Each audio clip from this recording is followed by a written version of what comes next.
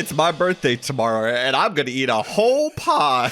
I'm Nathan Simmons, and I finally saw a movie this season, Dumber Than Noah. And we're all crisis actors. This is the Snowflake Linings Playlist, a podcast that is just an elaborate trap to ensnare you. Oh, shit. DC, Nathan, JT the intern. I spent 12 hours on a plane just to talk about this movie. Let's fucking go. Holy shit. What a return. Holy shit. Welcome back, by the way. And finally, The Rock has returned to SmackDown. The hierarchy of power in this podcast has changed. It certainly has. It certainly has. I should have mentioned, I'm also Dustin Goes to Hollywood, by the way, and welcome to the Silver Linings Playlist. As Mally so eloquently put it, we are a podcast that tries to find the silver lining in some of cinema's bleakest endings, The Hunt from 2020 notwithstanding. Or is maybe withstanding. I don't know. I mean, you know, they say when you go woke, you go broke. They sure do. Joke's on them. We don't make shit from this anyway. I did have a feeling when this movie ended, because I watched this last night, I was like, I don't know that this movie or next week's movie qualify for the podcast. But whatever. We're still doing it. We're still doing it. But you know what? The Hunt from 2020, not the Mads Mikkelsen, maybe is a pedophile one, not that one. Yeah. Jeez. That's a pedophile movie? Maybe he is. Maybe he isn't. We don't know. Ah, shit. We should have done that. It would have, because so JT almost watched that one instead. I'm really glad I asked which one. I'm mad you asked. You're Mads Mikkelsen? That would have been fantastic. I so badly didn't want to answer him. I'd have been so lost. I'd have no idea what was going on. Yeah, I remember when Ike Barinholtz shows up, you're like, huh? What? But as you know, to your point, Mally, go woke, go broke. Apparently, this movie did, because we're going to talk about it in the info dump. Did not make a ton of money. I think it made $4. It certainly did.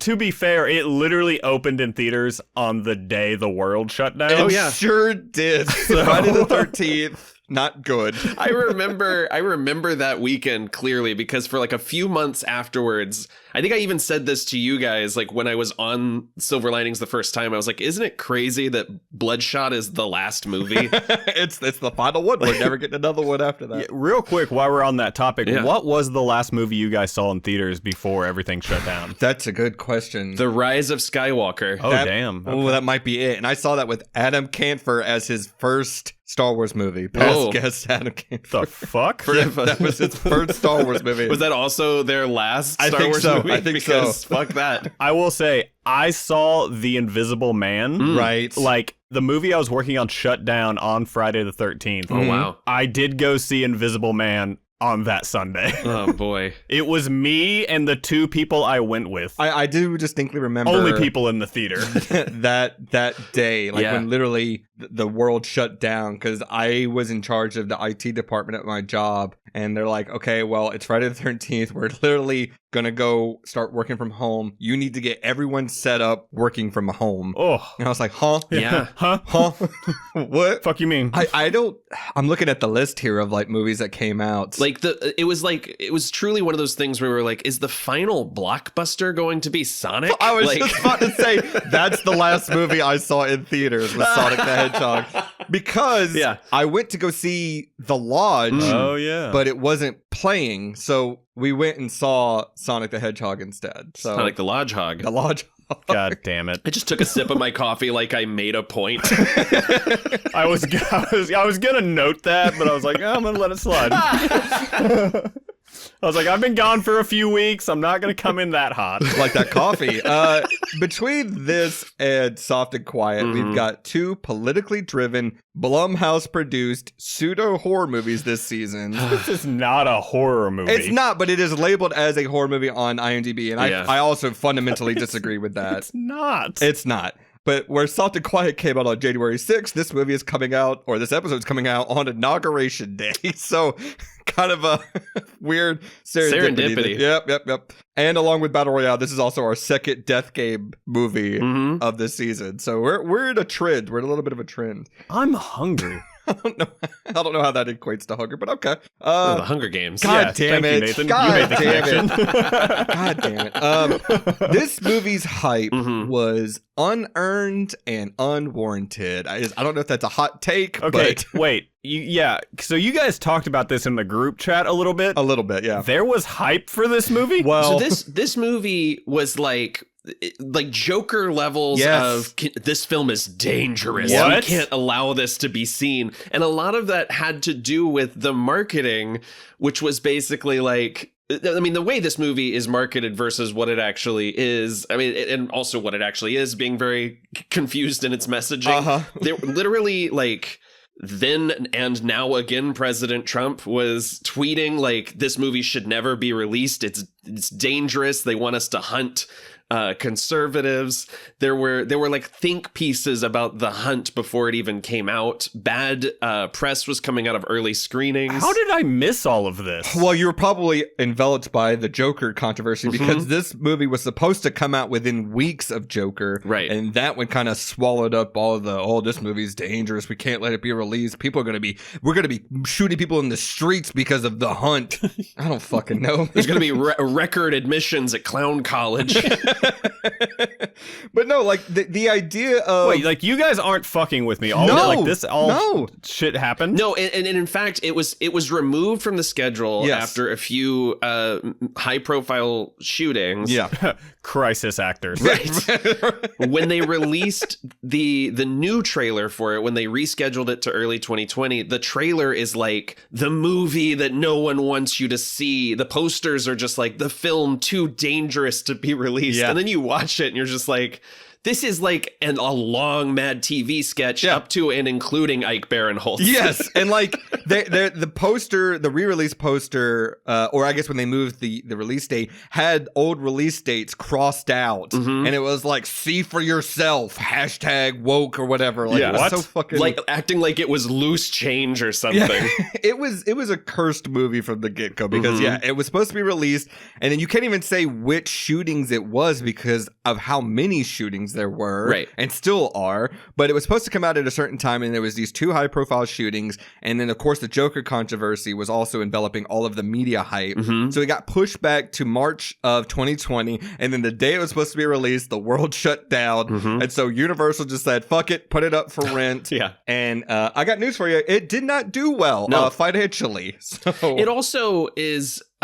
It's one of those things where like the movie wasn't just like pushed back; it was outright canceled. Like there were headlines from like Variety talking about how the movie had been indefinitely shelved. Yeah, it's just not warranted. Like this movie is not saying much of anything if it's trying to say anything at all. This movie has no idea what it's trying to say. And I gotta say, one of the co-writers is Damon Lindelof. I know. I have such a strong back and forth pendulum swing relationship with Lindelof because there are things he makes that I absolutely adore. But he also makes dog shit. He sure does. I don't understand. The fact that this is from like around the same time he would have been writing this as when Watchmen was happening. Right? Yes. So like how the fuck, like he is truly like one of those Jekyll and Hyde screenwriters. He really is. You're either like, gonna get dude was fresh off The Leftovers. It was like, let me drop one of the best fucking like comic, I don't want to say adaptations, and then also watch your tongue. Let me just fuck around. Yeah. Well, and then this director directed multiple episodes of The Leftovers, and this is like one of the some of the best episodes of The Leftovers. This is one of the most anonymously looking directed films I've seen. Like there is just like there's almost no juice to this movie. Like he directed the episode Lens, International Assassin, maybe one of the best episodes of television ever. Yes. And, Mally, you'll know this one, the most powerful man in the world and his identical twin brother. He directed that episode of The Leftovers as well. So he's got a real Alan Taylor thing going there. Right. He also directed episodes of American Gods, Westworld, Mayor of Easttown, The Penguin. Like, I don't know the fuck? I don't know why he directed this. This thing has, like you said, Nathan, like almost no... Did they, like, did him and Lindelof, like, did they lose a bet? Like, what the fuck? I don't know, man. This movie has like no flair to it. It doesn't have his usual style of directing. It feels very Workman, right? Yeah, it feels like directed by committee. No, it's Watchmen.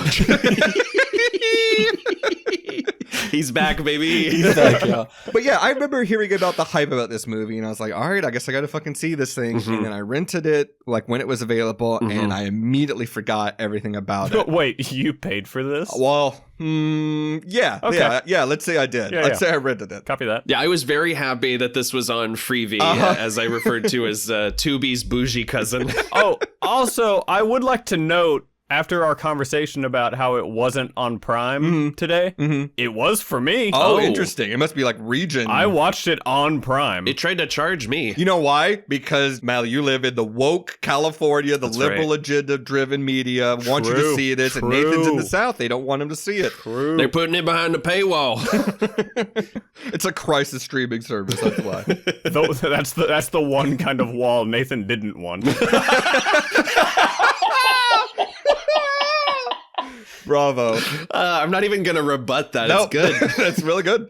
No, I feel like this movie, the hype was unwarranted. And what's so crazy is this movie could have actually had something to say, because I feel like in our real world, the alt-right, which is presented in this movie, almost gets like an unearned pass to be assholes, because that's almost what's expected of them, right? Like we expect like the right-wing pundits to be just chauvinist assholes. And this movie was trying to show, at least I think the plan was, to show that the left can do that too. Yeah. But it gets so muddled in whatever message it's trying to say that it ultimately ends up saying nothing at all. So the thing that I would equate it the most to, before we dive in, is later seasons of The Boys. Yep. Which is... Everything that is spoken about in the movie is sort of empty satire. It's not really satire so much as you're just throwing in buzzwords that we recognize from Twitter and from Fox News. And like you just saying a thing that we've heard doesn't make it satire. You know, like in The Boys, the most recent season of The Boys, there's a scene where someone complains about critical soup theory. Yeah. And I'm like, just replacing race with superhero doesn't mean that you're being insightful. Should we be eating chicken noodles? No, but Nathan, you brought that up in our conversation off mic about how this is so similar to how The Boys has been treated in the past couple seasons. But like, you're right, because I think it was even season 3 where they did that play on Imagine, right? Which was I literally think it came out like 2 weeks into the pandemic when Ellen was crying on her couch, and I'm just like, yeah, you're right. It's not satire if you're just repeating the thing, right? Like it's. I'm kind of over politically motivated movies and TV shows like this, whether they're comedies or they're horror movies or they're thrillers, because I think everything that needs to be said about the current political state has been said to death at this point. And satire at its core should be insightful. It needs to be cutting. Yeah. And it needs to be typically come from a place of anger or a feeling of injustice. And in this movie, we're just kind of parroting buzzwords. Yeah, we're just saying the thing. We have characters, like when a character like turns, I think it's Ethan Suplee is just like, oh, you mean those liberal cucks? Yeah. And I'm just like, yeah, like, sure, the liberal cucks. Well, that's my point, is like, it's not, this is supposed to be like a dark comedy, and it's not really that funny when it's trying to do this quote unquote biting satire. The funny parts are parts that I think are just straight up comedy. They're not satirical in any way. They're not parroting anything. The funny parts are the way Betty delivers half of her lines. That's very true. Very true. She's doing her best. She's trying something. She really is. She is going for it, at least. I think she's great in this. I'm going to be honest. No, she is. She's really good. One of my favorite parts about the movie is a visual bit, and it's immediately undercut by a dialogue bit that they think is funny. Yes. Oh, there's so much of that. Yeah. And I don't know. Like I said, I'm just kind of exhausted by movies like this, but that's not to say I don't have plenty to say about this movie. I'm also exhausted by movies that think they're dangerous, or like think that they're standing up to the man, when it's, you know, a rich Hollywood screenwriter who is Universal Pictures putting this thing out. You're not standing up to anybody. But it's also it's a lot of whataboutism. It's a lot of fine people on both sides, or in this case, bad people on both sides, quote unquote criticism. And it just ends up being like a whole lot of nothing. This is a nothing pie of a movie. Like, it's nothing at all. Listen, the movie tries, but it's never going to make me hate Glenn Howerton. No, you're right. Sorry. You're right. True. Not happening. I got some notes about Glenn Howerton too towards the end of the movie, but we'll get there when we get there. Oh, yeah. So, in the interest of time, let's jump over to our info dump in case you need a refresher on what The Hunt is all about. Hunt. Huh? The year is 2020, as we mentioned. The director is Craig Zobel. Krang. As we mentioned, directed a bunch of TV, some really good stuff. Mm-hmm. The movie stars, and this is again Roger Ebert's website. This is the order they listed in. It's got a little infuriating. Still fucking up from beyond the grave. He is. J.C. MacKenzie, number 1 listed here. Okay, sure. The fuck? Ethan Suplee, Macon Blair, then Betty Gilpin, Emma Roberts, Hilary Swank, coming after Emma Roberts, which I think is funny, Justin Hartley, Ike Barinholtz, Amy Madigan, and Glenn Howerton. So just no mention of my boy Sturgill at all. Not at all. Sturgill Simpson not mentioned. That blew my mind when I saw Sturgill Simpson. I literally sat up in my seat. Damn, they got the Sturge in this? Holy shit. The Sturge. The budget was $14 million. It only managed to gross $10.5 million worldwide. Woo! Good. I like to think that probably would have maybe grossed $20 million if it got a theatrical release, at least. I would like to think. Can we look up how much Bloodshot made? That's a great question. That is a great question. And the movie currently has a 57% on Rotten Tomatoes. Bloodshot made $37.3 million. What the hell? Shit. Jesus Christ. And on a budget of 45, though. We do got to mention that. Yeah. Oh, no, it was still a flop. Yeah, it was still a piece of shit. $45, right? Yeah, $45. Okay. And it went in Vin Diesel's pocket. I don't have a drink of the film. I mean, the drink of the film is that hide-and-seek champagne from the pirate ship, right? I'm drinking tea. Does that count? Yeah. A liberal cuck like you would drink tea. I went to London for a few days, guys. Give me a fucking break. I'm British as fuck now. All right, let's watch the trailer.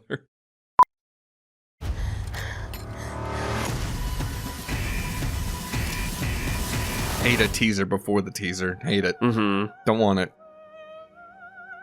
Where's the Brexit remake of this movie at? How about a glass of champagne? Perfect. Put on some weight.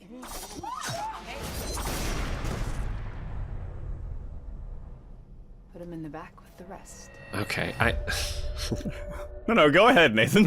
Why the fuck does this movie play Hilary Swank's face like it's a reveal? When she's in the credits in the opening part of the movie. Uh-huh. Like, man, I mean, like you can't reveal your $1 million baby right off the drop. Come on now. He's got you there. The secret sequel. She survived. Okay, that dude right there, like that guy, I swear I thought it was the dude that played fucking Jeff from the first episode or first season of What We Do in the Shadows. Oh. I swear to God it was. He was the Green Arrow on Smallville. He sure was. I like to refer to him as Diet Glenn Howerton. Oh. There's the Sturge. There he is. As Vanilla Nice, he's credited in the... Vanilla Nice. That's a good name. It is good. Hunting human beings for sport. Then you're not human. She's in the trailer. Yeah, like, she's right there. Help you? What state is this? Most people know where they are. All right, most people. I love the editing here that makes it look like she and Ike Barinholtz are like teaming up. Uh-huh. Smash cut to the title, The Terminator. Because everyone is lying. I got so many notes about that gas station scene. Oh, yeah. What's really funny is that this trailer's just playing out like an abridged version of the movie. Like, it's all in order. War is war. This might be the least number of notes I've taken for a movie in a minute. I took notes. So, Hey. yeah. What up? They picked the wrong I'm doing the most. I guess we also got to talk about the fact that they're doing a slowed down version of a very popular song for the trailer. That's Yeah. the trend still happening.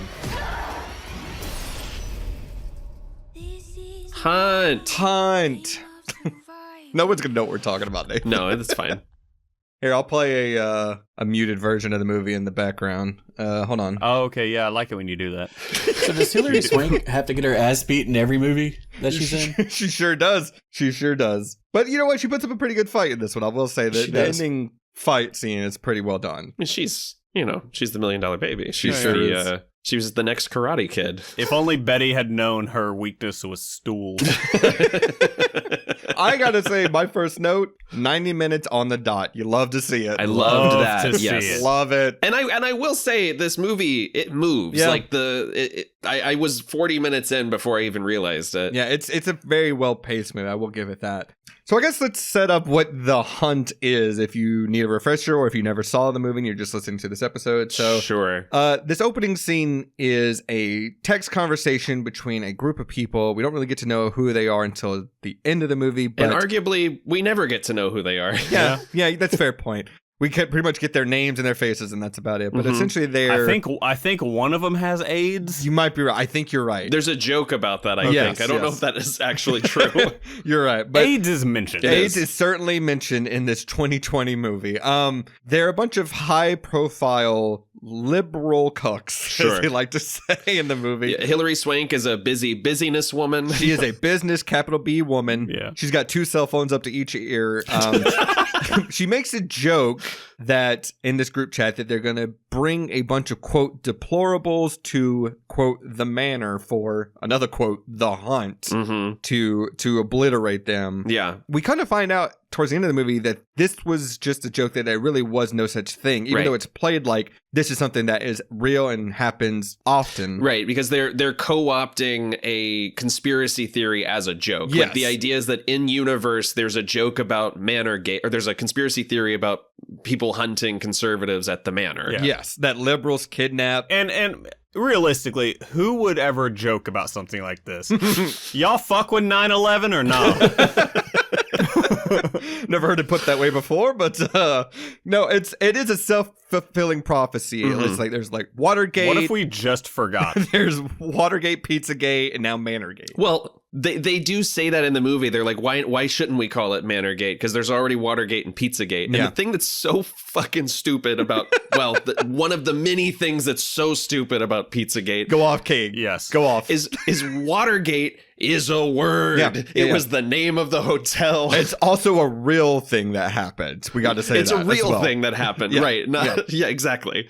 Just one of my many nitpicks about dumb conspiracy theories. There was this idea that like all these conservative pundits and podcasters were putting out this message that Fucking podcasters. there's this thing where liberals are kidnapping conservatives to hunt them for sport, and then when these text messages leaked, they ran with it as if it were fact, which I guess is a pretty good criticism of right-wing reporting in terms of yellow journalism and things like that. But, Well, and also just how quickly misinformation spreads on social media. exactly. And so they decided, let's actually do that. Why don't we just do the thing we Fuck talked 'em. about? Yeah, basically. Because Hilary Swank gets laid off from her job. Which I gotta say, that's a fucking leap. Oh, yeah. Well, Yeah. yeah, sure. Yes. I mean, truly, Hilary Swank is like, well, you know, I have a mansion in Croatia. Why don't Okay. we just take them to Croatia? It's not a manor. It's not a It's manor. a 3-bedroom house. And also within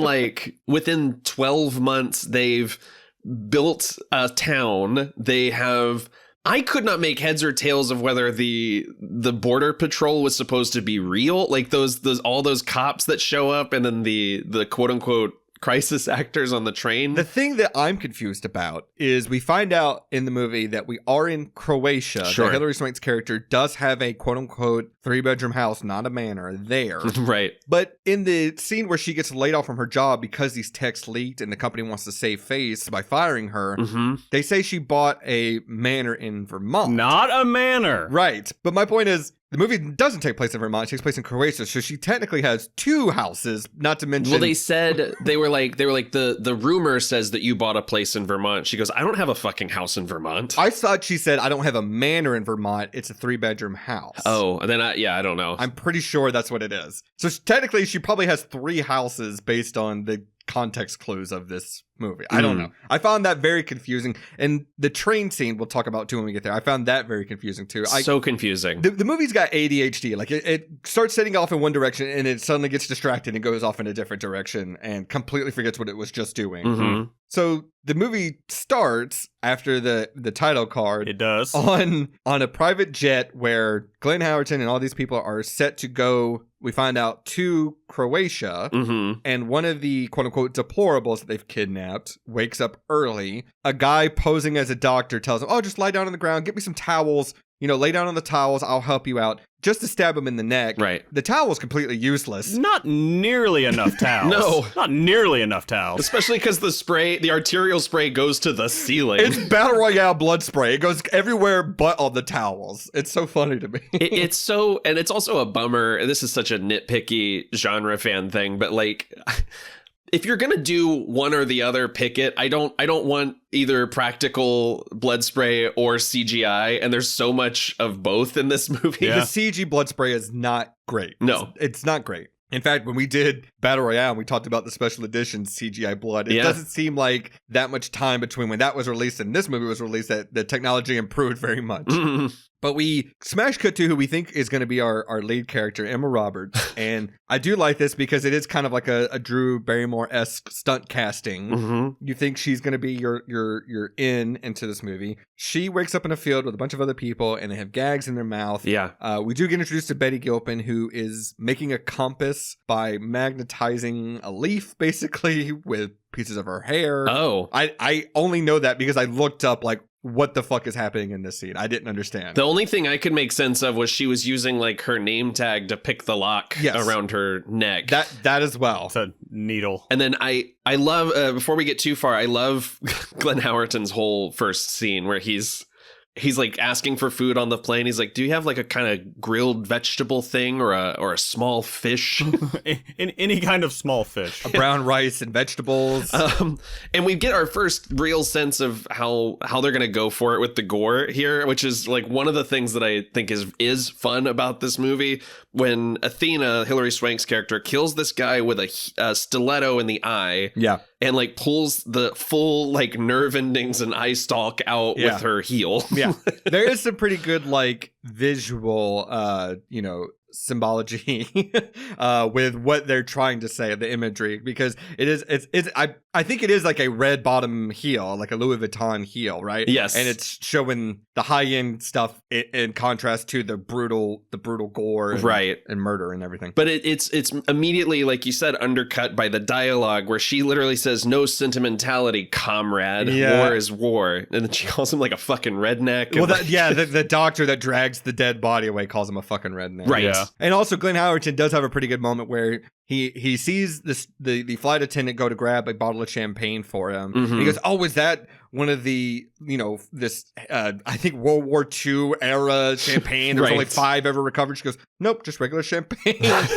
And then he talks about like, she goes, would you like some caviar? He goes, oh, I love caviar. Have you ever had it? She goes, no. And he goes, oh, well, yeah, I'll have some. And doesn't share it with her, who clearly is interested in having some. So there's like this elite level separation between the working class and the high-end people like Glenn Howerton. Sure. But yeah, I do like how this movie starts because when Emma Roberts wakes up, and again, we're following her, we think she's going to be our lead. Well, unless you watch the trailer. That's very true. Right. It's very true. There's this wooden crate out in the field. They all have their gags on. Mm-hmm. I got to say, man, if it was me, if I woke up in this situation, no fucking way am I touching that wooden crate. No. Let somebody else go for it. No, I'm hiding behind the hill like Dawn does here, our veteran. Right. I've seen 7. I'm not just gonna open random boxes. Fuck what the no. fuck? Fuck no. This is a side note. I found it odd that like if you had a gag like this in your mouth, I feel like you'd be drooling all over yourself. Like, I know you would be. This is why it's good that we're on camera. Yep. I just looked you right in the eyes. Dustin makes me feel good. There you go. Nathan's a drooly boy, regardless. So they open up this crate and a pig runs out. Don's reaction of what the fuck is pretty good. Yeah. Well, other than the Animal Farm analogy, which we get at the end of the movie, what's up with the pig? That's it. Is that literally it? I was truly. Was it just to like freak him out or like mind games, bruh? Be like, this is you. Yeah. I was so glad that they finally acknowledged at the end of the because the whole movie I'm just like, wow, someone fundamentally misunderstood Animal Farm. And I was so glad that they finally acknowledged it at the end of the movie. I don't understand the entire point of this because they put these characters out in a field, no instructions, no announcement, nothing. Like Battle Royale, there's a whole scene where they explain what's going to happen. And they even mention later in the movie, if we start shooting them immediately, they won't know why they're there. And they then still they don't. Just do that anyway. Start shooting them immediately. Yeah. The only way they ever figure it out is that Betty Gilpin finally finds Hilary Swank's house. Yeah, like they give them guns. I don't know what for other than they shoot each other. Right. I thought the whole point was it's a hunt. I thought it was like supposed to be like the most dangerous game, like a fair, you hunt me, I hunt you kind of thing, but it's not. No. And I feel like that's one of the,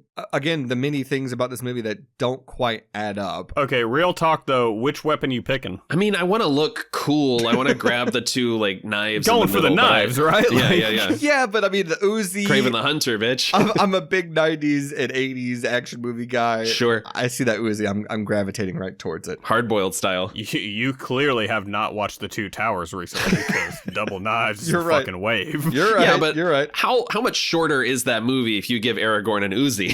You know what? Fair point. He mows down the Urukai real quick. You bow to fucking no one. Could you imagine skating down that staircase, but with instead of the arrow, he's just shooting off ooze? just a kimbo. Yeah, fucking akimbo pistols. Why put the gags on them in the first place if they're immediately going to give them the key to take them off? I don't know. Why is the key on a weird plank? I don't know. I mean, it's on the back of the box. It's on the back of the box, right. the lid that they pop off. But why even bother putting the gags on if you're just immediately going to take them off? I don't know. Nathan, why do you usually gag yourself?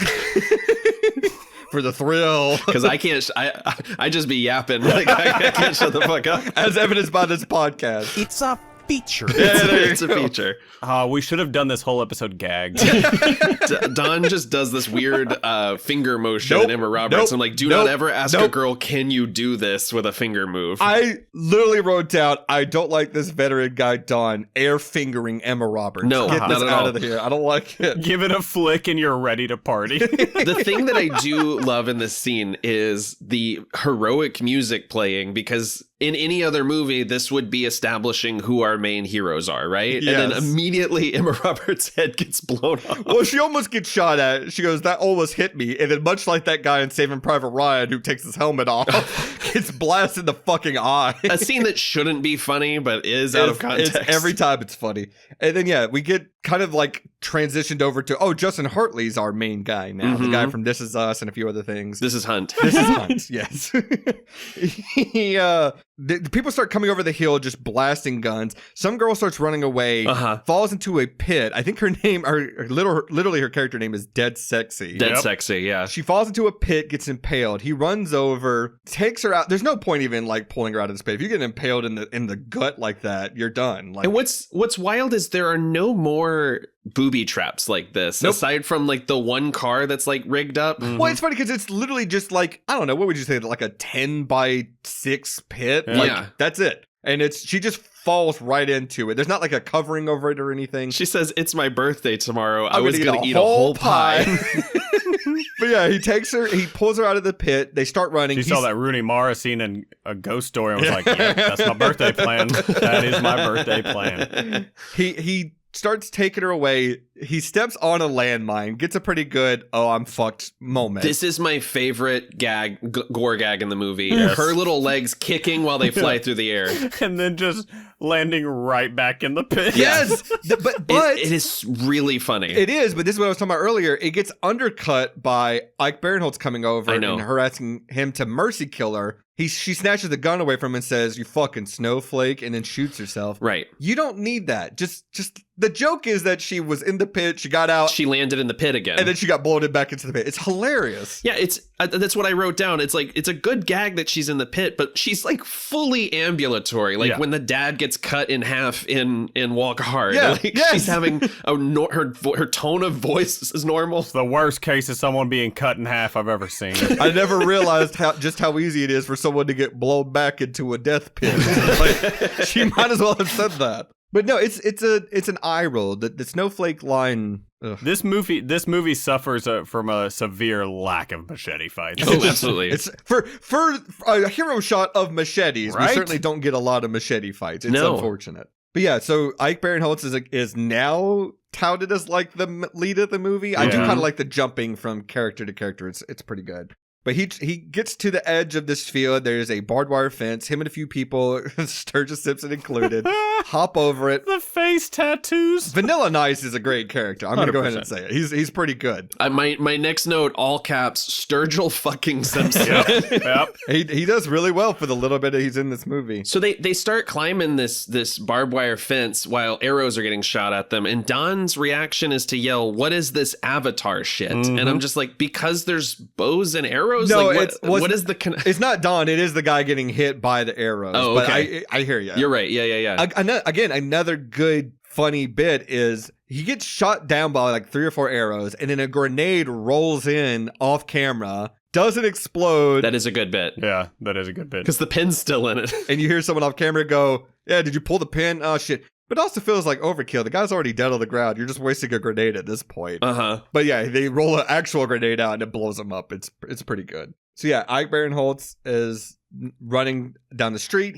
Him and his 2 comrades, they find a gas station. They enter the gas station, and he picks up the phone. He takes the phone from the gas station attendants, calls 911, and instead of, because they ask him, "Where are you?" Instead of asking the gas station attendants, "What's the address here?" he just goes, "Trace the call." Yeah, I'm at a fucking gas station, trace the call. I don't know. We do get that great bit where he has the guns on the couple running the gas station, and they're like, "Please, we have grandchildren." And he goes, "Oh, you have grandchildren? Can I see a picture of them?" I'm just kidding. I don't give a fuck. It's a good line. It's a good line. It's some good Ike Barinholtz bits. Yeah, and at this point, we don't truly know. I mean, we can go back based on context clues based on the text exchange at the beginning of the movie. We don't really know what is happening yet. Right. We're like 20 minutes in. Nothing's really been explained. But one of the people that Ike Barinholtz is with starts eating the gas station food. Turns out it's poison. Right. She starts choking while they're distracted. The male gas station attendant pulls out a gun, shoots Ike Barinholtz, gas the whole building. Right. While they have gas masks on, so the 3 people a part of the game are killed. And like right before this, like we do a debate about stand your ground in this movie that doesn't seem to understand what either side of that debate means. Yeah. It's like in the like every conversation in this movie is like the barest possible terms, the lowest common denominator version of this argument. Yep. There's a difference between hunting someone and owning a gun for protection, and literally no one brings that up in this conversation. Yep. It goes back to our soft and quiet debate about least common denominator dumb. Yeah. Like it doesn't make any sense. Everything is so watered down that it just doesn't work as satire. No, it doesn't. And so yeah, these 3 characters are killed off. The 2 gas station attendants start cleaning up, and then they start going back and forth in this I'm more woke than you, essentially, kind of debate. Yeah, like it was okay to kill them because they probably use the N-word and their ancestors probably owned black people. Probably, like, lots of probablys. A lot of probablys, and also just, I'm like, what are we doing?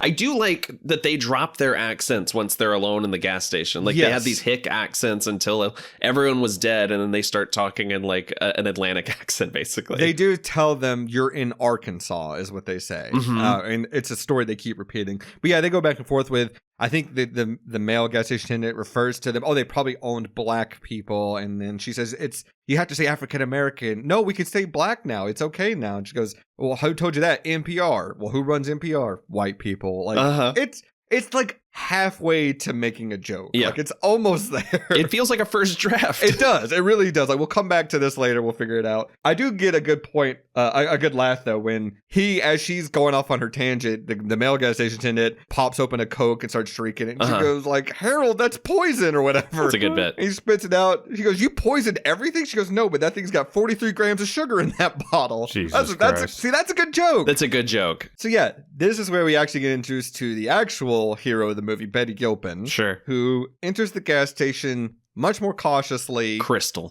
is her character's name. She goes to buy cigarettes, and this would work, but there's kind of like a huge point of why it doesn't. So she goes to buy cigarettes. She pulls out a tin and she pays for it. She gets change back, and she immediately, when she gets the change, grabs the female gas station attendant by the head, smacks her head down on the counter, jumps behind the counter, grabs the shotgun that they had there, says, oh, in Arkansas, which is where she said they were, cigarettes only cost $6. You fucked up. Yeah. Like, it's a great read, but it doesn't make sense for a couple of reasons, because we later find out her character's not from Arkansas, her character's from Mississippi. Right. And also, she's just memorized how much cigarettes cost in every state. I guess. Have you? Did y'all never smoke? Like, what the fuck? I guess not. I don't have that level of autism, I guess, where I can tell you right now, Florida, between 5 and 6, New York, roughly depends where you're at. You can get anywhere from 15 to 20. Chicago, you're looking about 11 or 12. This is some classic dirtbag, man. Yeah. Oh, y'all know how white trash I grew up. Come the fuck on. But here's the thing, though. It's between 5 and 6. It's between 9 and 10. You also have to factor in different brands. Each state has their own income tax. To be fair, I don't smoke anymore. Kudos. So I'm out, I've been out the game for a little bit. Sure. Well, there's that, but also, have you ever just gotten the wrong amount of change back from an attendant true. At retail? Like, the movie does this a couple of times with her character, where she is just smarter than everyone else because the script needs her to be. Like, she has Damon Lindelof's knowledge of what's going on. When she kicks Macon Blair out of the car later on, oh my god, yeah. Dawn goes, how'd you know he was lying? She goes, because everybody's lying. Yeah. What? Why don't you just shoot Dawn in the fucking face then? Right. I mean, to be fair, she's right, but she shouldn't know she's right. She should know that. She says, and then she's like, I'm a liar, and shoots herself. Yeah, she's like, end of movie. Yeah, the credits start rolling, and God, what a twist that would be. The Curb theme starts playing. So yeah, we get introduced then to Ethan Suplee because I don't care what I love when he pops up in a movie. Love Ethan Suplee. I do too, and this is maybe the most egregious waste of a good actor in this movie, because all of his dialogue is Alex Jones buzzwords. Hold on. Second to Sturgill Simpson. Sure. Betty Gilpin gets this walkie-talkie. She hears them talking about Athena and presumably the rest of the hunters. Right. Talking about, I'm going to send in a drone and check out the gas station, see what's going on. Mm-hmm. Ethan Suplee shoots it down. Betty Gilpin reveals herself to him because there's a booby trap on a car that he tries to get into. Right. And then they start walking. They find railroad tracks. She just decides to take a piss without telling him. Yep. She just starts to squat there. It's... I get that her character is supposed to be off-putting, but it's a lot. And then she just goes, shut the fuck up, Gary. I do love the shut the fuck up, Gary line. It's pretty good. It's so good. But yeah, she decides to hop on this train. Mm-hmm. And I do like that. I don't know if this is intentional or not, but I do like that it almost feels like it's an homage to Ethan Suplee in Unstoppable, because that's where he tries to get on the train and he can't. And this time he actually gets on it. I thought it was pretty funny. And then, look, not to be crass, but her sports bra is doing so much work in this movie because she is running and jumping and she's intact. She's maintaining pretty well. And I just thought it was funny because as she's running, it's like she's got to be weighed down pretty heavily in this movie. I don't know how she gets on this train. Jesus Christ. Not something I thought about. Yeah, didn't cross my mind. I'm going to be honest. That's just me, boys. I don't know what to tell you. You're so happily married.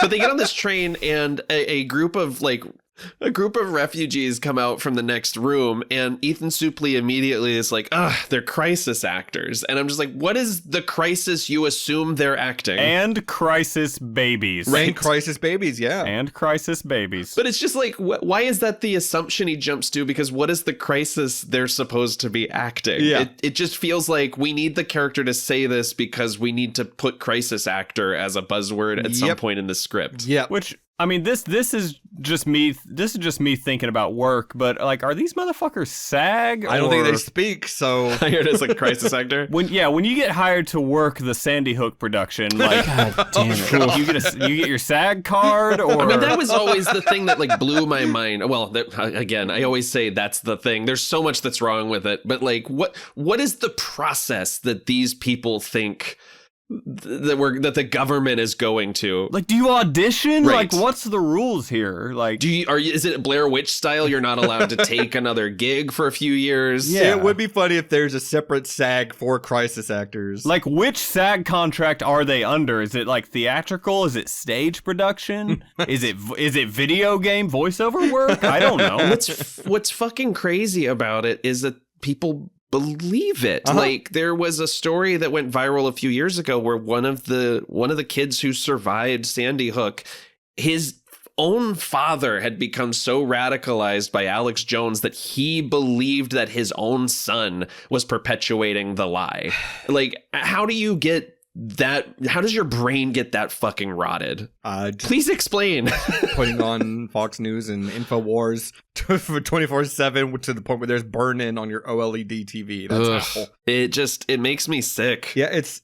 I mean, if this movie was doing something, it would address that kind of thing, but it Right. doesn't. It just says the word crisis actor and moves on. That's my big beef with this movie, is that is a real thing that is absolutely horrifying and heartbreaking, and this movie treats it like it's a cheap gag that they're not even interested in exploring. Yeah. I just want to know like how they're fucking paid, because like, are they like, if you're if you're main cast, that's one thing, but if you're background, do you get bumped? Like, are you getting upgraded if they throw you a line? Like, what are we doing here? Well, as the Hollywood accountant on this podcast, you tell me. That's what I'm saying. I want to know, like, are these motherfuckers SAG or not? I need an answer on this shit.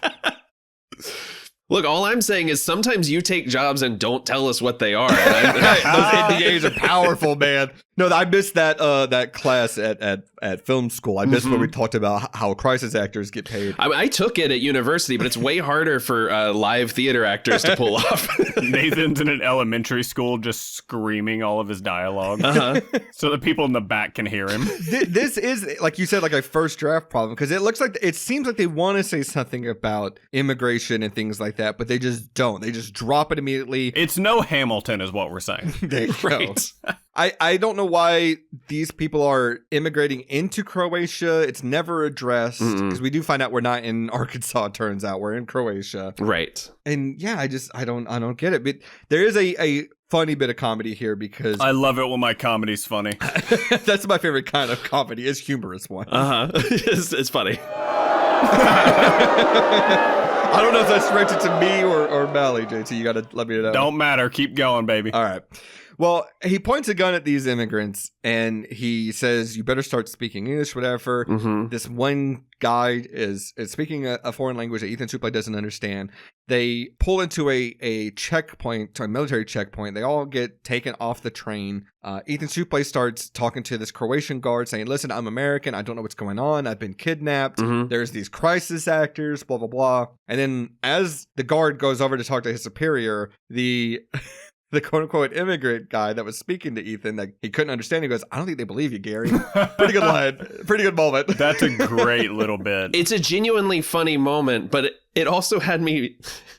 It made me cringe, because I'm like, so is the idea of this movie that we're proving these people right? I don't know. But I wish he had flashed his SAG card. I would have a fucking answer on this. Right? This is also where the part of the hunt doesn't make a whole lot of sense, because this is the part? This is the main part. Yeah. If we're going based on the information we have at this point, they kidnap these people, bring them to Croatia, put them in a field, surround that field in barbed wire. They anticipate they're going to escape, so they set up a fake gas station to catch them. Right. But then there's a real train that goes through nearby.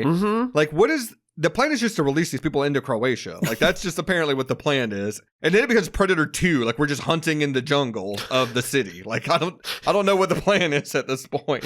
Well, and it's also like... it's so confusing, because they then get to like an embassy and they talk to like officials there and are then picked up by someone from Athena's crew, and it is It's like if in Congo it was revealed that Delroy Lindo's character worked for the monkeys. Like it makes no sense.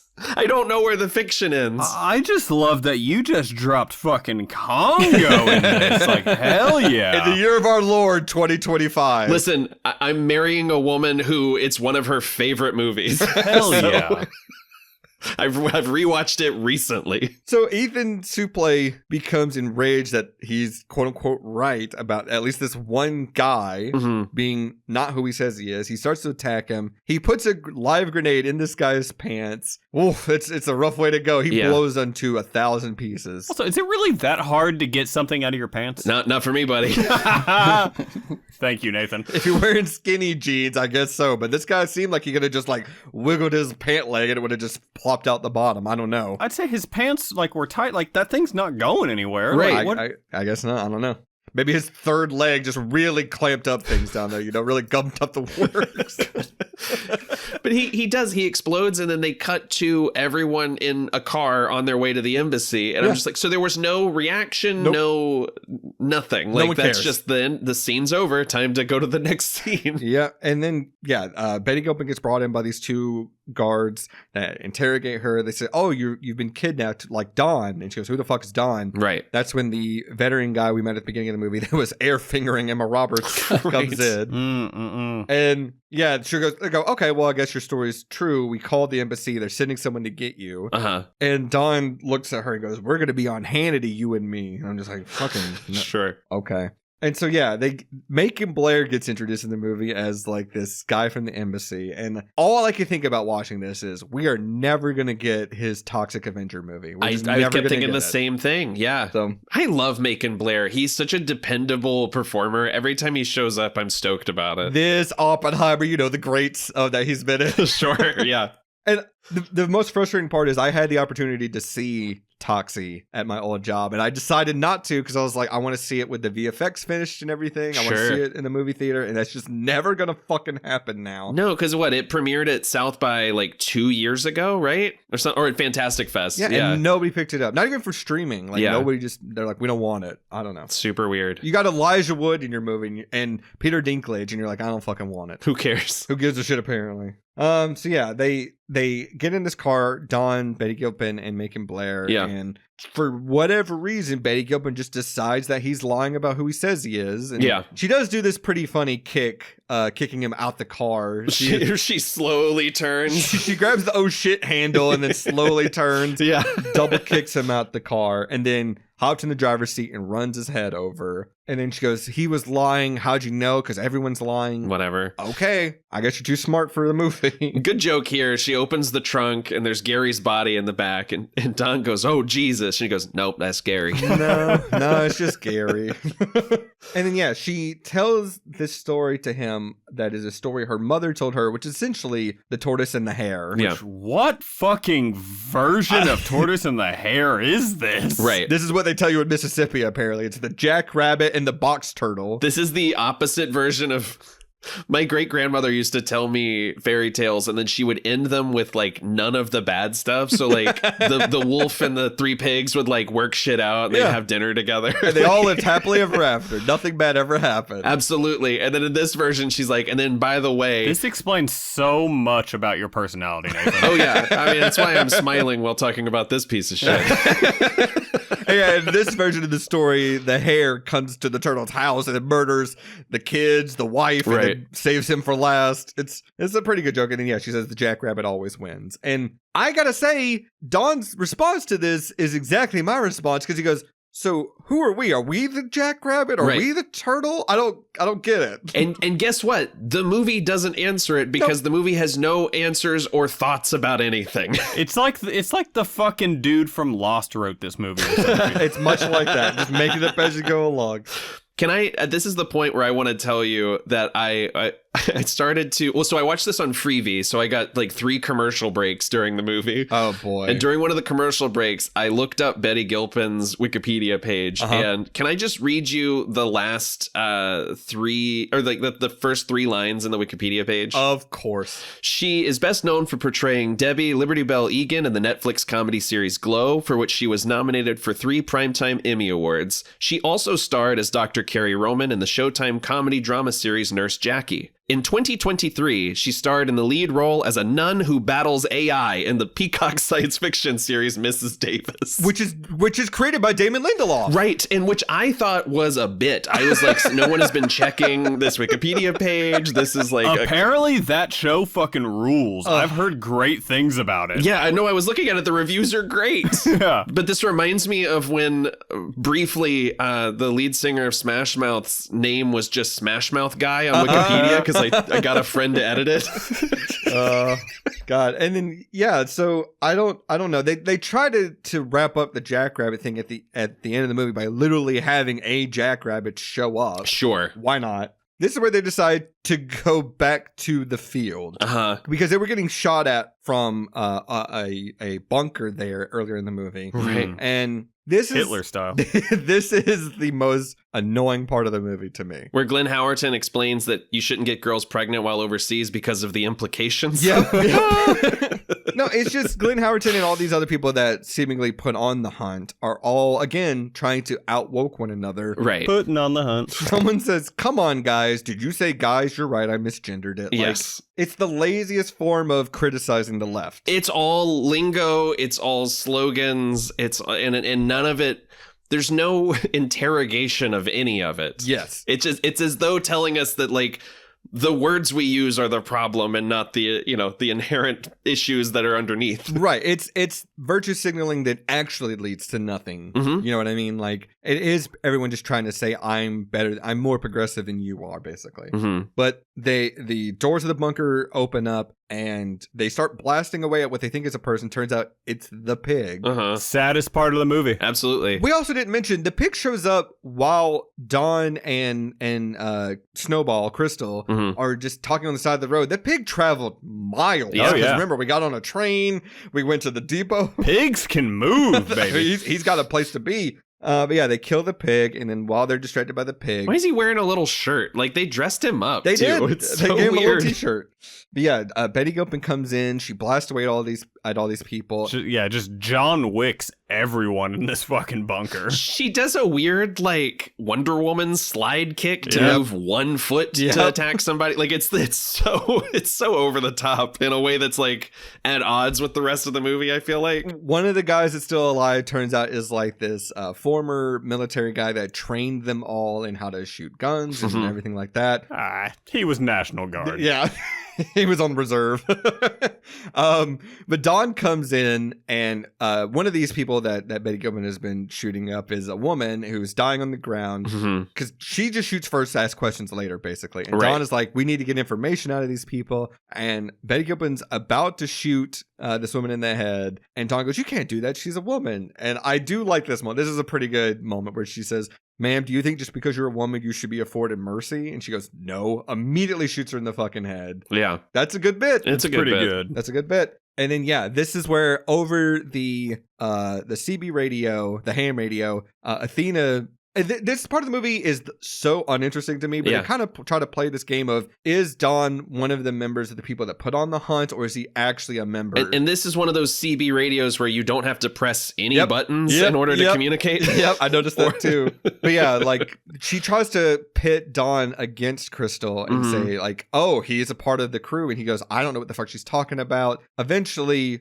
Crystal just shoots him in the head because he won't relinquish his weapon. And I do like that Athena goes, Don, are you still there? And she just goes, Don's dead because of me. Yeah. That was a pretty good line. I like this little bit with the military consultant. Like, me too. I like when he's telling her the coordinates, like where to find Athena's house, and she's just sort of mumbling everything he says after he says it. Like it's a nice little character choice. There's some good bits here. And then after she gets the information from him, she does say, thank you for your service, and shoots him in the head. Right.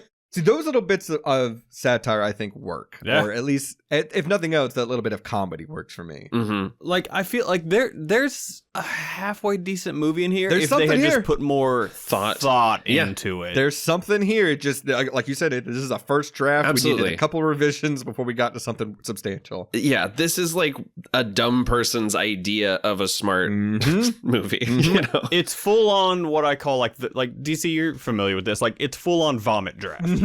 Yeah, just get it all out. Yeah. It's like get shit on the get page it all and out. then And we'll then go work it back out later. later. They Yeah. just didn't work it out later. Right. It's a dumb person's version of a smart movie, and also the people that critiqued it before they even saw the movie are just dumb people. Sure. Like, full stop. Yes. And then we get this flashback scene to who Athena is, which everyone fucking knows it's Hilary Swank. They're still hiding her face for like half of this scene. Yeah. And like we don't learn what her job is. Like they're talking about Richard, Glenn Howerton's character. They're like, he had to leave his foundation. Like we're so vague about what any of these people do or what they stand to lose. Yeah. And because of that, their reaction seems even more outsized, right? Like Right. I have no clue what she's lost. No, so we get the flashback scene in this giant window office, but I do think it's funny. It's actually Jason Blum's real office. Oh, the that's funny. producer of this movie. And Oh, is it really? yeah, according to the research I did. So this is in the Blumhouse. Well, let's call Jason Yeah, go real ahead. quick and just get confirmation. We got him on the phone. But no, yeah, like you were saying, Nathan, we don't really get a full detail of what business she works for, what her role is. Clearly, she's higher up, but not that high. Literally, it's a high-rise building. It sure is. But we find out that these text messages from the beginning of the movie leaked. People thought it was real, even though Hilary Swank goes, it obviously wasn't. Well, everyone thinks it's real, and because of that, we want to save face, so we have to let you go. And their defense is essentially like, it's like that Wicked interview where they're like, I've seen it on a couple of posts. Yeah. You know, like- But I do love the guy that's letting her go, her higher up, J.C. MacKenzie. He's been in so many things, so many Scorsese movies. he looked super familiar to me. Yeah, same. He's been in the Aviator, The Departed, The Wolf of Wall Street, The Irishman, Killers of the Flower Moon. He's been Holy in like shit. all the late stage Scorsese. Okay. The thing I recognize him from the most is he's the guy in Wolf of Wall Street that talks about Grenada when at the end of the movie. When, Oh, yeah. Yeah, Okay. Yeah. Isn't it Granada? well, that's what I think they even talk about that in the movie too. Ah. Um, DC used to live in Granada Hills, man. Come on. I sure did. This is where the hunt gets set into place because Hilary Swank is continuing her workout from $1 Million Baby as Macon, Blair, and all these other people, Glenn Howerton, are projecting these people on a slideshow of here's the people we're going to kidnap for the hunt. These are all people that talked on social media about Manorgate, who have all criticized the left. Sure. I do like the little bit where the dude who plays the Croatian immigrant, it was like, isn't it a little racist that I'm playing a refugee? And they're like, yeah, it was weird when you suggested it. Yeah, like, That was pretty funny because they show it's all the slideshow is white people. It's, Justin Hartley, it's Emma Roberts, and then it's a black man in a cowboy hat. And everybody goes, whoa. Hold on. yeah, they're worried about the message it's gonna send. Yes, yeah. That's a good visual joke. Like, it could look really bad if it's only white people. But here's the thing: are they expecting anyone to find out about it? Like, Exactly. are they gonna announce it afterwards? Well, there's that, and there's also like, obviously this movie came out before that controversy, but I mean, it wasn't that long ago where a North Carolina candidate for senator was a black man who was a self-proclaimed Nazi. So like, you're not, we're splitting hairs at this point. But there is a good joke here that I thought we have to address, as our show specifically has to address. Because Glenn Howerton comes out in a kimono. Yeah. And one of the characters says, oh my God, you're wearing a kimono? That's cultural appropriation. And I got to ask, guys, did we fuck up No. on our No Time to Die episode? No. We're comfy. We're comfy. Yeah. We stay comfy. That was all I could think about was, oh shit, we all have kimono. And I'm going to say right now, we look good. We did. If you saw the Showgirls 2 live stream, Nathan and I rocking our kimonos. Oh my God, Yeah. did you? We sure We did. Oh, that's adorable. Wait, hang on. Have we gotten our intern a kimono yet? You know what? That's a good point, JT. JT, what size are you? We got to get you one. I'll send my measurements. Baby, they one size fits all. That's very true. Yeah, JT, I'm gonna need your address, All but right, gotcha, man. I am gonna send some weird shit in addition, just FYI. That's okay. She says we need to lean into the stereotypes to expose their biases. I'm like, this is the kind of thing that should have been more prevalent throughout the movie. This is as clear as day the fallacy of what this character believes, but also the motivation behind what that character stands for. And right. The movie just instead, for the most part, just falls back on the easiest joke to make in the moment. It's all surface. Yeah, it's all fluff. So yeah, Betty Gilpin shows up at Athena's not manor, quote unquote, just a 3-bedroom house, and like calls her out on essentially like, well, you've made the rumors true out of sheer force of will. Yes, which I think is very funny. I do like that. Hilary Swank has this whole monologue. I'm making the perfect grilled cheese. I use this kind of cheese. It's all exactly what you expect from a third act. That grilled cheese sounds fucking banging. It sure does. Like, honestly. It also feels like a monologue that could be dropped in. I feel like this is a monologue that's been in the screenwriter's back pocket for a while. Like this could be slotted into anything to make it seem methodical and interesting. Well, I think this was a rough draft of Damon Lindelof's Emmy speech. Who's the villain from Old Boy? Legion Sue? Is that who it is? That's the character's name. It feels like that, where he's like monologuing at the end of the movie about like, here's why my plan is so masterful and why it's put into place. Sure. But like, it's nothing. I think that's what makes it funny, is it is fluff. It also feels like it was cut from a bad episode of Hannibal, where he's just like, well, of course you have to sear the prime rib. Yep. God, that show fucking rules. It sure does. Makes you hungry. It really does. But she's basically like, well, you dum-dums, you conservative deplorables, you all talked so much about this thing that wasn't real that you made it real. That's why you're part of it. And I like Betty Gilpin's response of, well, then you're just doing the thing that you're not any better than me by... You're trying to prove that it's not real by doing it, which is wild. Yeah. But you know, when the movie points out that it is dumb, it doesn't make it not dumb anymore. Very true. But this is also the part of the movie, again, where Betty Gilpin's character is not... This is kind of tangentially related, but she's smarter than the movie is portraying her to be, or at least it's for convenience sake, because she goes, oh, well, you done fucked up, because there's another woman from my town with the exact same name as me, minus one letter. Yeah. And you kidnapped me instead of her. She's the one you were after. Do you think that's true? No. Well... To be fair, in Mississippi, I guarantee you there's about 6,000 crystal maze. You're probably right. Guaranteed. But I don't care, honestly, if it's true or not. Don't give a shit. Well, no, that's the thing, is I truly was like, I think the movie wants me to debate whether or not it's real, but like, at this point, I'm looking at that clock and I'm like, hell yeah, I've only got 9 minutes left. Well, it's the same thing with Don. Was he a part of the hunt or not? I don't really care, because I'm not that invested in this movie, because it's clear that you weren't. I don't know who any of these people are. Yeah. What does it make the point the movie is trying to make? And again, I don't really know what that point is, but does it make the point that's trying to make if she isn't the right Crystal May, or if she is the right Crystal May? Like, which one would work better for the point they're trying to make? And I don't know. Right. Is my answer. Oh my God, who cares? Exactly. Exactly. Well, I'm going to go deep on this one. I think it's showing that $1 Million Baby didn't do her own research. She didn't. Yeah. She didn't do her own research. Fuck's sake, man, you're amateur. That's basically what Betty Gilpin tells Athena here. Fucking hate interns. No! JT is literally just like Bumblebee from the Transformers movies. I see him scrambling for a response to you. I see him looking. I like to think that she's not the right Crystal May.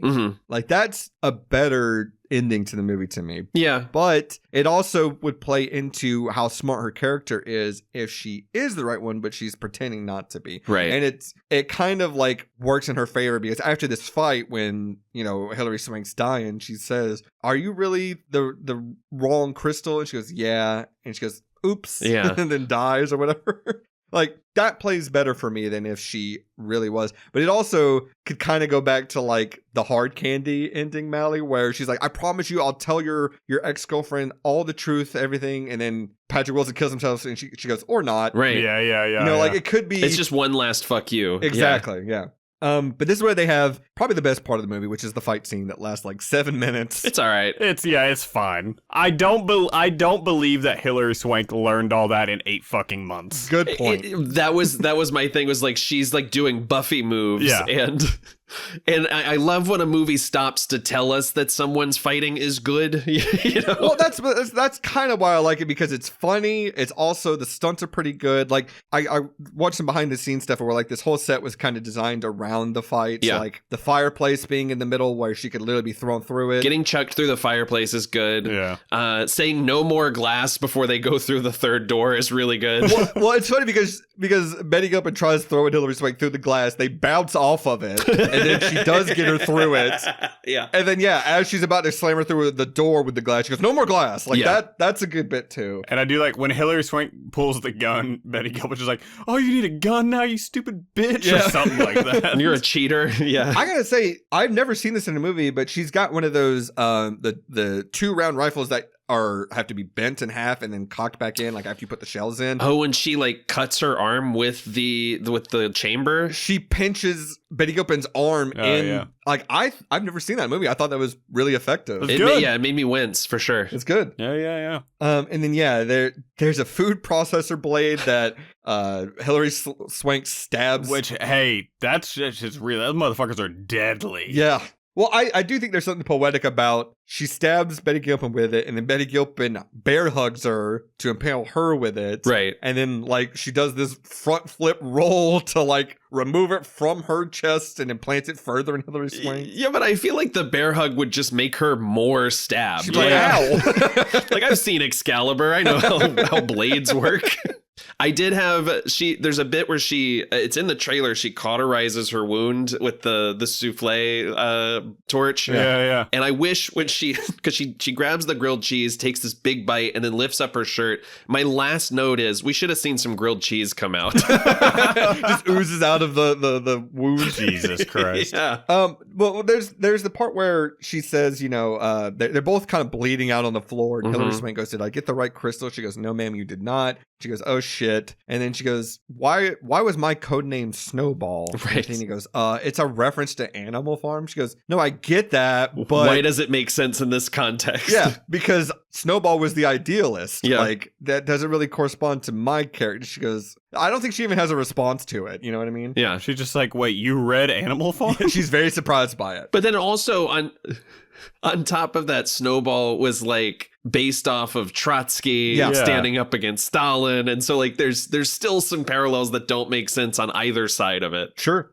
Which I appreciated them acknowledging. Which is a good criticism of the left. Yes. It's a good criticism of the left pretending that they are more intelligent and more well versed than the right is, when sometimes you could have read something and still not retain the knowledge of it. Absolutely. And then Mally, this is your movie. Do you want to wrap up what happens right here at the end? All right, if that's what you want.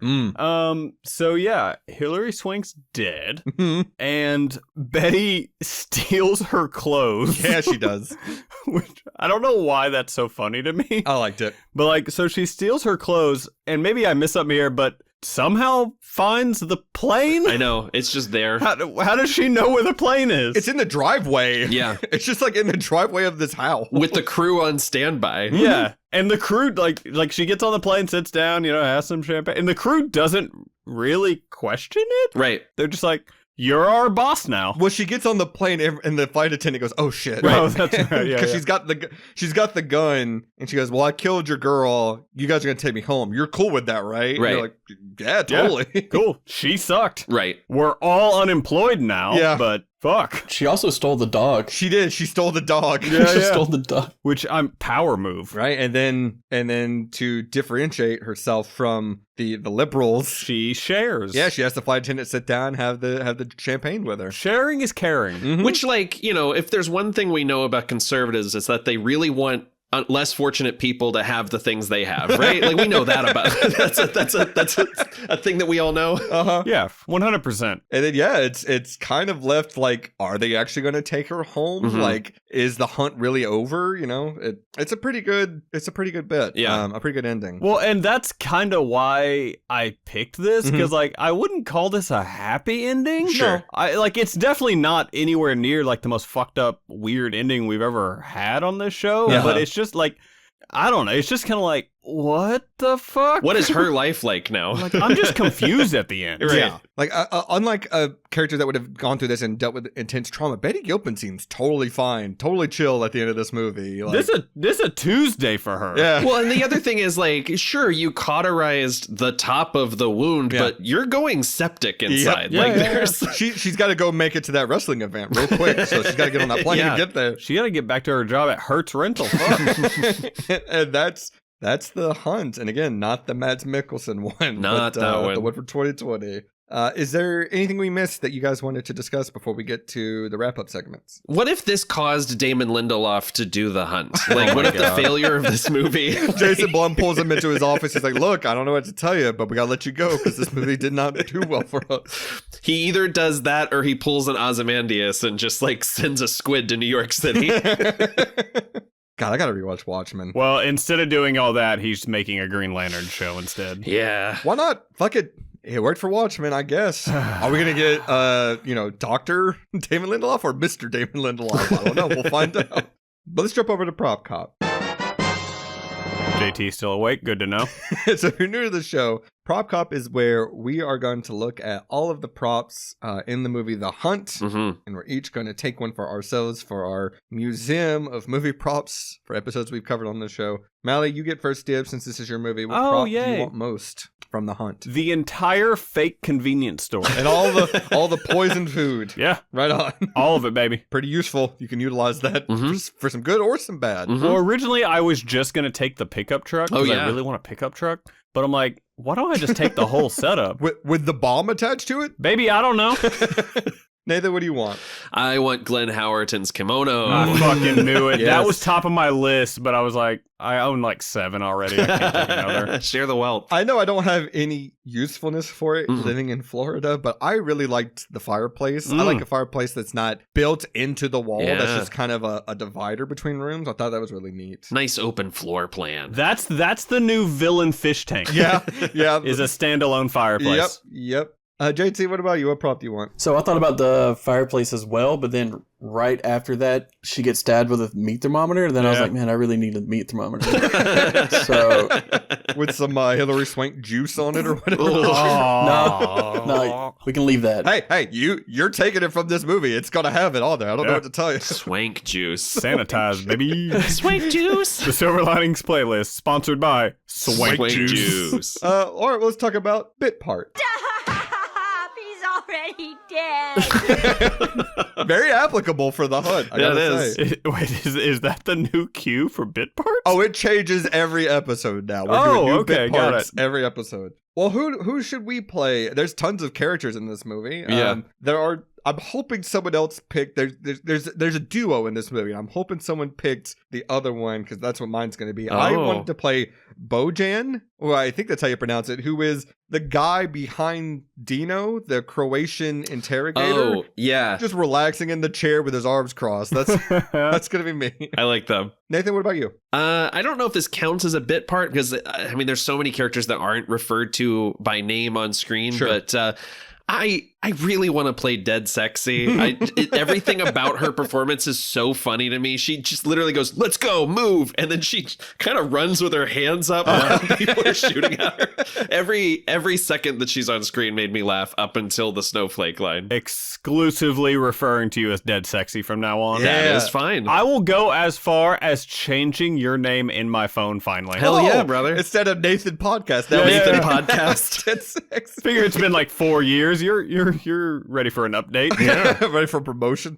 Mally, who are you playing in The Hunt? Orwell the pig. Oh, nice. I would like to see like a voiceover live from the pig. Yeah. He's like, man, that's fucked up. Oh, man. I had that as a backup. JT, what about you? The flight attendant, because I okay. also have never tried caviar. That'd be good. nice. I really want to try it, but yeah, I don't know. I'm gonna be honest, it's not great. Oh, I like it. I'm not a fan. It's acquired. It's an acquired taste. There's a local company that caters the events at the theater here, and I always volunteer for their swanky event swanky events because to get the caviar. because they make this thing that is their swank juice events. their swank juice. They have they do these homemade potato chips with creme fraiche and then caviar on top, and I dream about them, and I get 2 a year because I'm a volunteer. You know, next time we do a Hilary Swank movie, I'm gonna make a cocktail and call it the Swank Juice. Swank juice. Please don't. I bet you that exists already. Do I'm some gonna Google Swank. Don't Google that. Don't Google that. Well, while you're doing that, let's get into our silver lining. There is no swank juice. Oh, bummer. There is no Swank juice in your future. Swank, aka lime water. It's just a Bloody Mary. I like that. It's a Bloody Mary with caviar in it. There you go. What is our silver lining for the hunt? I guess, Mally, let's start with you. What do you got? It is apparently really easy to set up a most dangerous game type situation in Croatia. Apparently so. Like little to no effort was put in. No, Right. and it came together in less than a year. Yeah. Nathan, what about you? My big take. Well, if you believe her, then the real Crystal May got off easy. Yeah. Very true. Very true. I guess this one's kind of a normal Mally answer, I gotta say. Uh-huh. But Oh, hell yeah. I wrote Gary was right. That was the first silver lining I put, and then I changed it. But he also got what was coming to him. So he got what he fucking deserved. Speaking of Joker. God damn it. JT, do you have a silver lining for us? Not really. Cool. I really didn't put too much in. Nope. Okay. I'm sorry. Much Neither like the did the writers. screenwriters. That's fine. Yeah. Man, you really mallied this one, JT. I'm not a host, okay, Mally? That's very true. He is only, he gets what he gives. I know you've been gone for a while, but you're asking me way too much right now. JT, you've been on more episodes this season than I have. Shut the fuck up. My back is killing me. Let's say you watch The Hunt and you're like, you know what? I need something else, guys. This is not enough for me for an evening. Let's talk about a movie you watch as double feature, aka our pick-me-ups.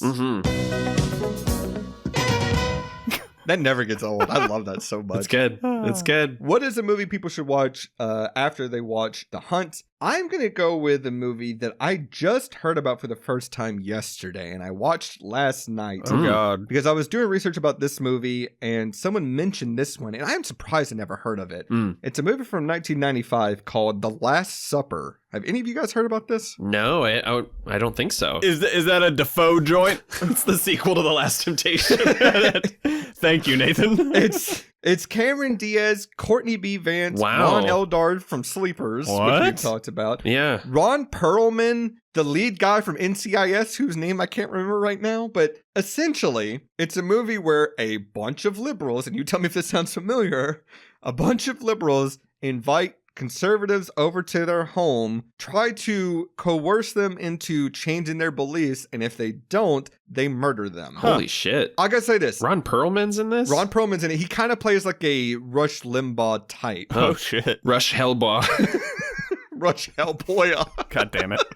It's not a great movie because the budget is literally $500,000. Well, in 95, that's money. Still not much. It was also Cameron Diaz's second movie after The Mask. Wow. It's what she followed it up with. It's kind of filmed like a play. Like, it's not well made, but the idea is so much more well developed than this movie. And The Mask is in this? The Mask is in it. He's the last one. They're like, look, we know you're like anti-gay agenda. The Mask Supper? Yeah. God damn it. So they kill the mask. Yeah. I'm going to bed after this. It's an interesting movie. It's kind of along the lines of like Very Bad Things, okay, Mally, which we've done on this show. Also starring Cameron Diaz.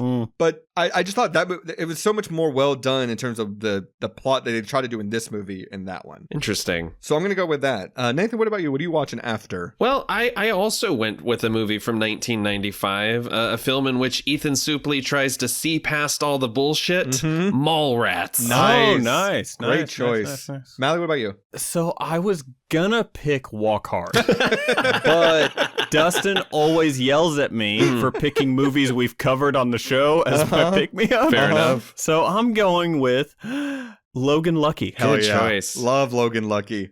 Underrated movie. I We agree. gotta do more. We haven't done a Soderbergh, have we? No. I don't think so. We got to do one on this show at some point. That performance is kind of Craig's dry run for Benoit Blanc. Oh, it 100% is. You could tell he had a blast on that movie. Yeah. Yeah.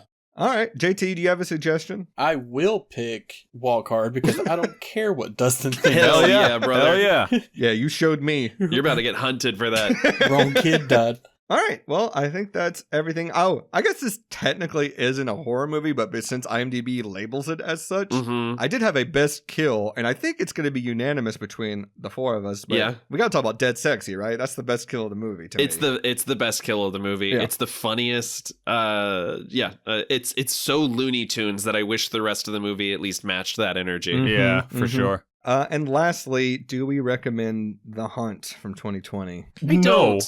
Not a fucking chance. It's one of those things where it's too wishy-washy and not smart enough to be satire, and it's not silly enough to be an exploitation picture. Yeah. So it just kind of ends up being a big bag of nothing for me. I nothing grilled cheese. I did not enjoy my time with this.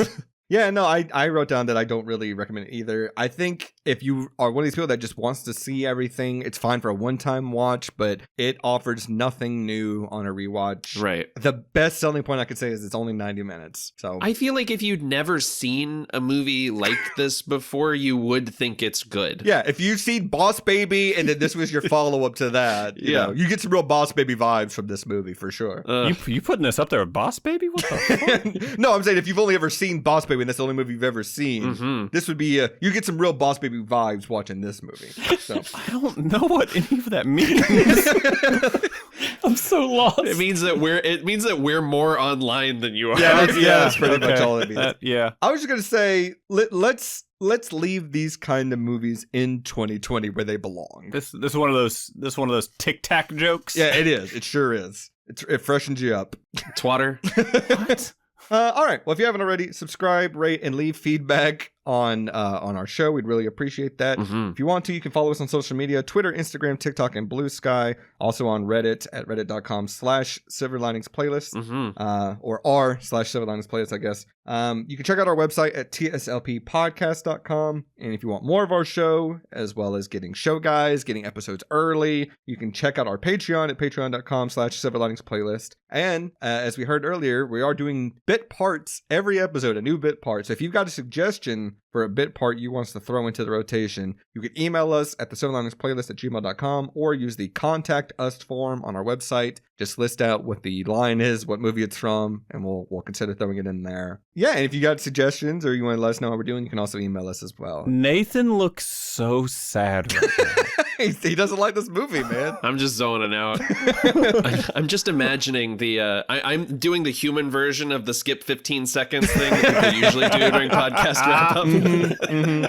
Well, Nathan, I got to call on you now because you have to give us a clue for what we're talking about next week. No, I don't. No, I do, jackass. Wait, really? Yeah, Oh, we no. got two Mally picks back to back on the schedule. Yeah, it's gonna be a rough fucking ride, boys. Oh, this is your pick. I thought Yeah. this was Nathan's pick. No, Oh my god. Let's fucking go, baby. Of course you have this one. I didn't decide to watch this a second time. Of course, this makes so much more sense now. I had it written down as this was Nathan's pick. It makes so much more sense. I'm not going to watch this the first time. It makes so much more sense that this is Mally's pick. So Mally, give us a clue. Yeah, because I think the NDA is expired. I think so too.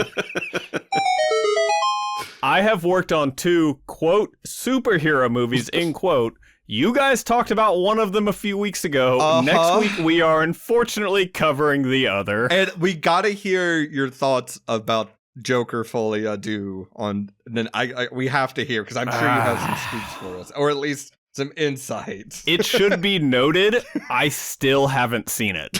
I've seen the movie we're covering next week. I have not seen Joker 2 yet. Gotcha. If our guests work out, this might be our first 7-hour episode. It legitimately might. It's just gonna be noise. Like I'm not gonna edit it at all.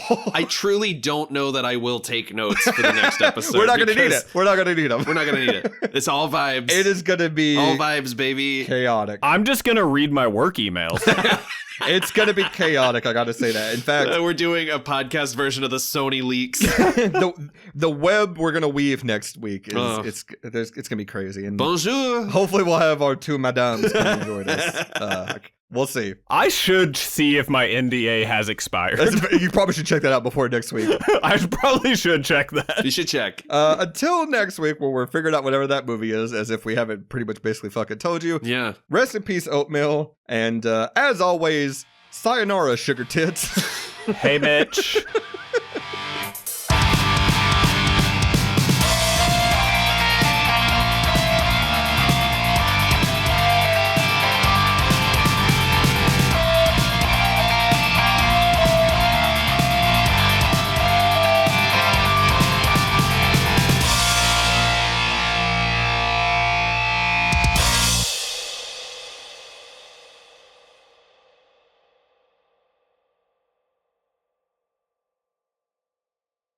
Hunt! Jesus Christ, that was a long one. Anyway, if you're still here, thanks for listening. And remember, you can always check out our back catalog for over 100 episodes of the show. Like, subscribe, and leave feedback if you want. And tune in next week for another one. Laters!